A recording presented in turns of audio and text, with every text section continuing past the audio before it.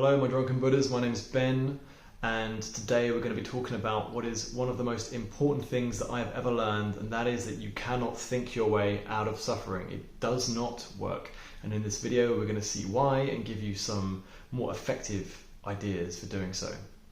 So you'll have noticed that everyone, since the dawn of time, on a daily basis is trying to think their way out of their problems, out of their suffering. Whenever they're suffering, they say, "Oh, what should I do? Oh my God, do I do this? Do I do that? How can I change how I behave? How can I make myself better? How can I improve myself?" And so on and so forth. And you'll notice that they're still at it. Everyone is still at it. Everyone is pretty much as miserable as they were before. Anxiety, depression, addictions, all going through the roof. Everyone feels like life is quite a struggle to get through, Every day it feels like you have a lot of different things to worry about. And this has only been exacerbated by trying to think your way out, which is the primary way most people are trying to do so. So why doesn't this work? Well, the root of suffering is in fact in the body, right?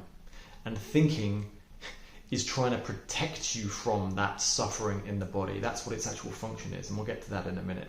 But first, a little thought experiment to show you how important the body is here. You could imagine, for example, that you've got to give a presentation at work and you're very anxious. And it might think that the presentation is the issue. It's like the presentation is causing my suffering here. You might have a vision tomorrow of being in the hall and there's loads of people in front of you, and they're going to judge you or whatever, and you don't want to get it wrong or them to think you're shit or whatever. And so you try and make your presentation as good as possible. As a way of trying to get out of that, you go to thinking. It's like, what can I change in my presentation to change my suffering, right?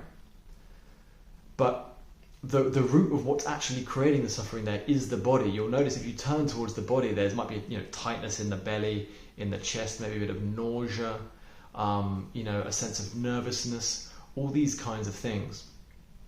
And that's actually what's creating the suffering. So if you had a presentation tomorrow and you had the same thoughts, but your entire body was completely relaxed, was bathed in like orgasmic bubble bath bliss, pink cloud, fluffy unicorn joy was just coursing through your veins, the presentation wouldn't be a problem. You would want there to be presentations all the time. So give me a presentation so I can have that feeling back, right? So the suffering, whether or not you feel good is a matter of the body, not of the mind. Now they are linked, and we'll get to that in a minute. Now the issue that people have is that they think the mind is trustworthy here, that it's telling them objectively what's going to happen. It's like, well, tomorrow I'm going to turn up and they're going to judge me and they're going to be really critical, so I better make sure it's good. I need to worry about it. But the mind is not telling you anything remotely objective about the world. What it's doing is, based on what it thinks about you, based on your own self-image, it's trying to protect that self-image. It's trying to defend your psychological self-image or bolster it as much as it can, or in the direction it feels it needs to. Often to counterweight, often it wants to bolster a positive self-image to counterweight a very unconscious negative self-image. And everybody has a negative self-image at the core that you pick up in childhood, because it's sort of an inevitable consequence of being socialized and raised by imperfect parents. No parent can ever give you all the love and attention you need, so there's always some sense of being of lack, deficiency, some rage at being betrayed and not as completely accepted as you are, that lies very, very deep within everybody, and that everyone is striving forwards to counteract, right? And the mind does this by creating images of itself and of other people in the world, and it projects them into the future. So with the presentation, it creates an image of you. It's like, well, I'm here, I'm me, and I have this presentation, and I'm not perfect, and I might fuck up, and I might, I'm vulnerable to criticism, and it hurts when I get criticized. And these are all thoughts, these are all beliefs, these are all things you're believing about yourself. And you might have images of the other people. Well, they're going to be critical, they're going to be judgmental. This is a really high performing company. Everyone has to do really well. Again, these are images created by your mind. They might feel true, but notice that when you look at them, if you stop to look at those images, you'll notice it's just your own mind. You can be in an empty room and it'll feel real, that all these things are true. And so why does the mind do this? Well, what it's trying to do is protect you from the hurt in the body. Because underneath that anxiety is that core sense of hurt, that core sense of not being good enough, of being lacking, of not being perfect and lovable just as you are. And these projections are being created to distract you from that hurt, right? That hurts too much, it's too overwhelming, it's too painful to look at. So the mind creates these images to distract you. So the mind isn't worrying about the presentation because there's objectively something that you need to worry about. It's creating the worry on purpose to distract you because it fears that there's something there that might trigger the hurt, which will then come up and be too painful to deal with. So you need to anticipate it by creating this giant, sort of mental construction of worry and different images of you and other people that's going to push and pull you to, be perfect, do the presentation right, just so you are protected from the hurt, right? That's its core function, not to tell you what's true, what's real.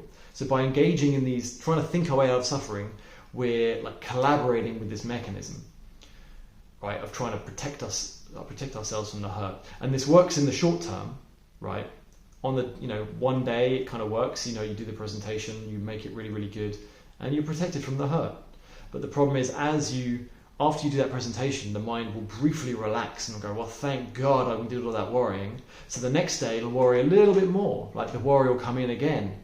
And then you'll relax again and go, we're really lucky we did all that worrying that time. We got away with it there. And the next day it goes back and you entrench these patterns of thinking deeper and deeper, and in the long run it creates a huge amount of suffering because you're pushing the hurt more and more down, and you're getting more and more wrapped up into these compulsive patterns of thinking that are distracting you and dissociating you from your own body. Now at this point there might be the objection, something along the lines of, but I can't let go of these worries, that would be insanity, then I wouldn't do anything, or then I would just do everything really badly. But notice that's just another part of this thinking mechanism. That's just another worry the mind is creating in order to keep this whole thing going, right? It's my suggestion here that no, you don't actually need to think about every possible outcome for every single thing that you do in order to move through life safely and successfully. It's that thought, but I need this, that keeps the whole thing going. That's the foundation stone of the illusion, of the deception, that's keeping the whole thing running. And it feels completely real, right? That I need to worry about this. That feels so real in the moment. It's I 100% need to worry about it. But it's just a sense of your mind and tightening feelings in the body that are creating that sense. And if you poke at it and prod at it and inquire into it and feel into it and be curious about it, you will actually find that it's not as real as it seems. And that is the way to a greater freedom than just endlessly engaging in the thinking patterns. So our minds, you can think of them as being encrusted with decades of these compulsive patterns, right? It's not just one pattern, it's hundreds and thousands of these patterns. And that's why you're compulsively thinking all day. That's why there's, just as soon as you get up, it's a brrrr, just what about this, what about that, shit, I've got to do that, and she's going to be pissed off about that, and but what if they think this, and I'm not going to have enough of that, and I should be more disciplined, and I should meditate more, I need to do more exercise, and it's endless, right? Endless. Because it's just built up so much over time. And we've kept on buying into it again and again and again. Now, I'd like to suggest that this is an unhappy mind, one that is based on huge amounts of compulsive patterns that are based in the past, right? So all these patterns that keep on recurring, they have their origin way back in your childhood, when you were criticized by a parent, or they didn't listen to you, you weren't seen and heard in your primary school or kindergarten or whatever. That's when the original hurt was created. And since then, you've been building up these layers of thinking patterns to defend you from that core hurt. And that was necessary. This is not to judge or say that any of this is wrong. At the time, when you were small, it was necessary to protect you. It's just that maybe 20, 30 years later, maybe it's not necessary anymore. You can be the judge, right? The healthy mind, by contrast, is one that is less bogged down in compulsive patterns of thinking that are based in the past.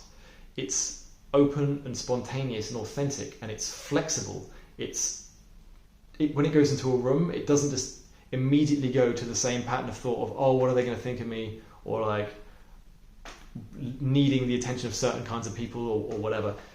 That, you know, might happen every time you step into a room full of people. You might get the same nervousness or anxiety or whatever. It doesn't. That's a pattern from the past repeating. The more healthy mind is one, and happier mind more specifically is, in fact, scrap healthy. That sort of gives the other kind of mind a sort of a negative bias, which I don't want to give it. It's not true. But a happier mind certainly is one that has this openness, spontaneous flexibility, authenticity. It's not based on past fears. It's just got an openness of like, let's see what happens. I'll just put this forward, I'll just say this, and we'll see what happens. And I'm not going to anticipate that the feedback will be negative. I'm not going to anticipate that the feedback will be positive. I'll just see how it goes. And then it responds on that basis to what actually happens, not what the mind fears is going to happen based on what's happened in the past, like 30 years ago. Now, how do you move from that unhappy mind to the happier mind? Well, the thinking processes were all to take you away from that core hurt, right? And so the process is to notice that and then to start to turn towards the body, towards that hurt. So that hurt, you can consider it like a sort of an abandoned or orphaned part of you, you know. That hurt arose at one point, but it's too much, so it was pushed down, pushed away, and has never been looked at ever since. And it's a case of going around your system, feeling into these areas of hurt, and with the right support, the right containment, feeling grounded and supported enough to go into them, going into and just simply feeling these parts that we haven't felt in ages, acknowledging them. And so just crying, you know, through the sadness, punching through the rage, just really feeling all these different energies and emotions and pain, just really channeling it through the body and in a really embodied way approaching it.